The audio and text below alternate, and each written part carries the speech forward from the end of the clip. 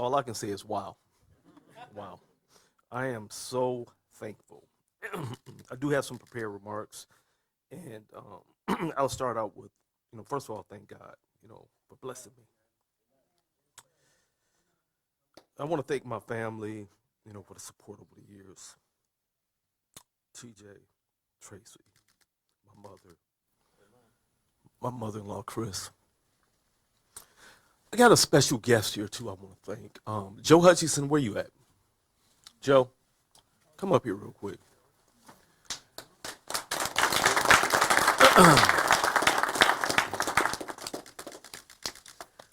Stand right there. So a conversation can change a young person's life. And when I was at Wayne State, I saw this police officer walk into the class full uniform, look good. I was like a kid.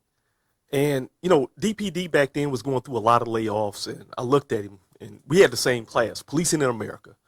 And I said to the officer, I said, man, I thought ain't they about to lay you off? He was like, no, we're actually hiring. You ought to join. I said, no, I want to be a Fed. I think I want to be a federale. I want to join the FBI or something. He said, well, unless you got a law degree or you an engineer, they're not going to take you. So you might want to decide local to get to where you need to be. So I said, well, y'all don't make any money, though. Now, I was only making $3.35 an hour at the time. So I worked 20 hours a week. So I don't know who I thought I was. So he said to me, well, now they start out at $27,000 a year, young man. I was 27. So I was more of an hourly like person. That didn't compute. So I said, but how much is that an hour? He said, that's about $14 an hour. I straightened up, said, said at that point, where do I sign up? He said, go to 2110 Park. This man right here changed my life. I went down there, they hired me, and I just got to say thank you.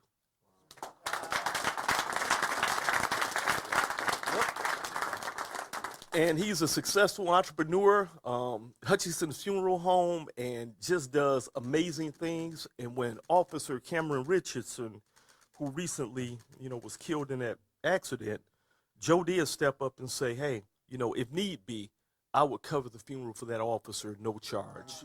Thank you. I want to say thanks to my senior management team, AC Ewing, AC Fitzgerald, DC Hayes, DC Sloan, DC Bliss, DC Stewart, DC Williams, DC Pritchett.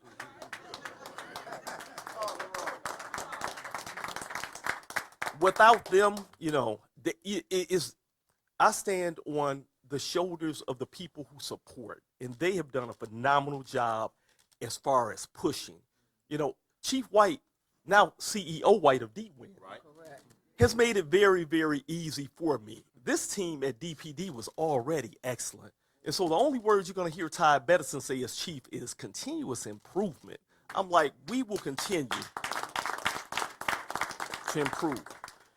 On DPD, we have what we call civilians, and we have sworn. I don't call them civilians anymore. I call them professional staff. I don't like that term, civilian. Our non-sworn individuals are professional at what they do, and I want to thank Fatima Elzine and also Stephen Lamoureux, whom contribute significantly towards our process improvement and managing our real-time crime center. Thank you, along with all the professional staff of the Detroit Police Department as well. It's about 700 of them.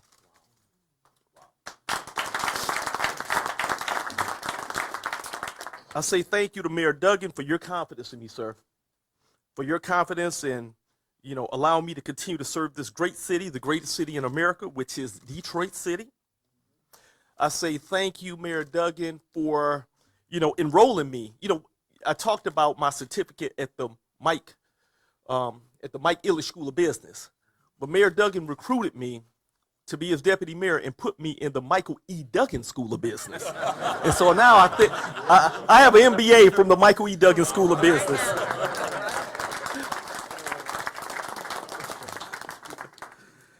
To City Council, I can't say enough about this council. When I talk to other police chiefs and I talk to others, major city chiefs, they're at odds with their city council. I can't get this, I can't get that. But throughout my career, whether I was the the deputy mayor, first assistant chief, interim chief, commander, this city council's continued support, which steps up and supports the Detroit Police Department and keeps the citizens of Detroit first, is second to none. So I thank Council President Mary Sheffield. I thank all of the council members, and you see today I have Council Member Young standing with me, and also have Council Member Calloway standing here as well. And I just thank even the ones, because they're in council session, I thank them all because they supported the raises for DPD. They have supported the things that allows the Detroit Police Department to be a top tier police department. You know, and when they gave us those big raises and funded it, and then also funding the CBI programs as well, making appropriations there, we're at a 99% fill rate. No other department around I know is at a 99% fill rate. So thank you, City Council.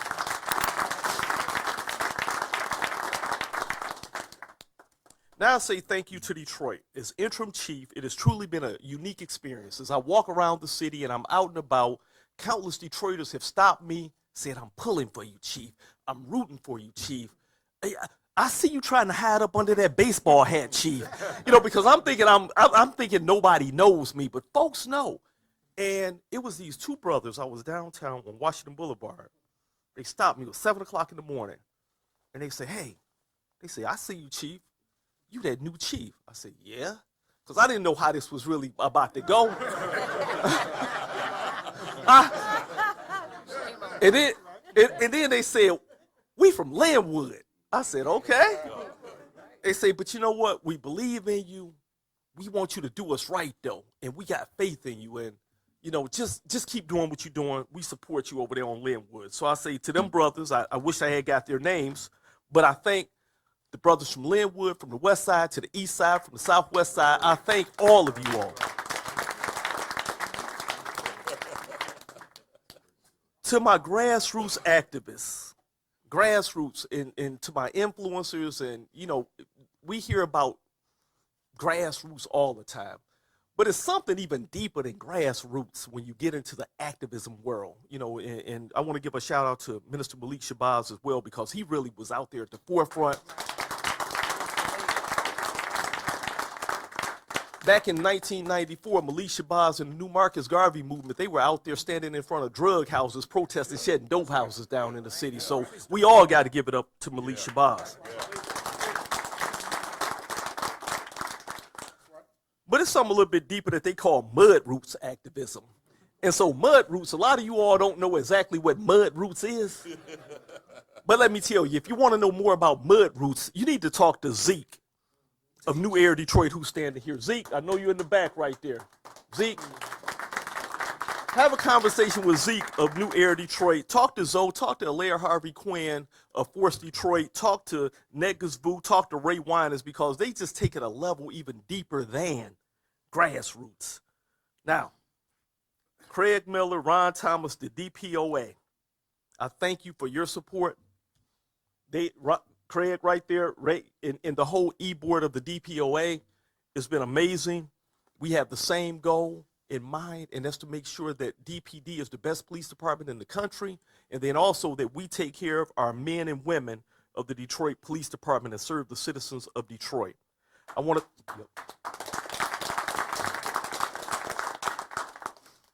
thank Commander Alvarado and the DPCOA, because you know what? The city of Detroit is a union town. It just is. And so I had the opportunity to represent the mayor this year at the Labor Day parade. I walked in the parade, got a chance to speak on behalf of the city at the parade when I was deputy mayor. But just to my union labor folks out there, you know, like I said, my mother was a Detroit school teacher for 38 years. She was a union rep.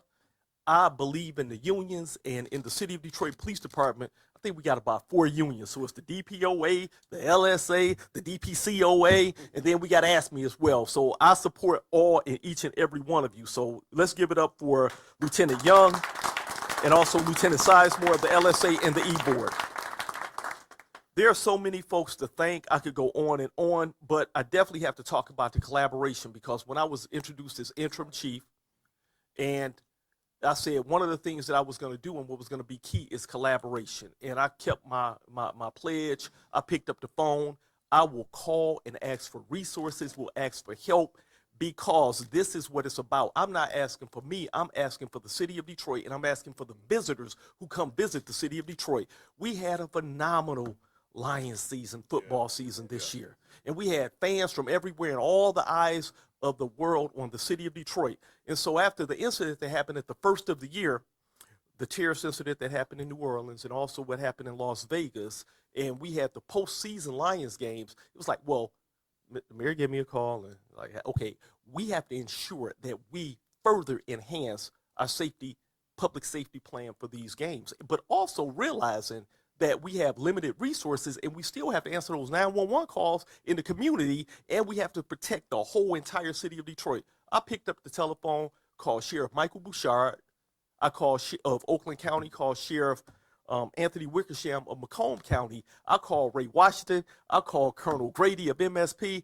I said, will you send resources? And they all said yes. They sent a lot of resources. Our federal partners sent resources, and that's what I'm going to continue to do. I did it with the tree lighting. I will continue to do it because they want to help. It's about keeping everyone safe. If you live in the city of Detroit, if you're visiting the city of Detroit, if you're a police officer, no matter who you are, you're a senior citizen or you're a youth, it's about keeping you safe.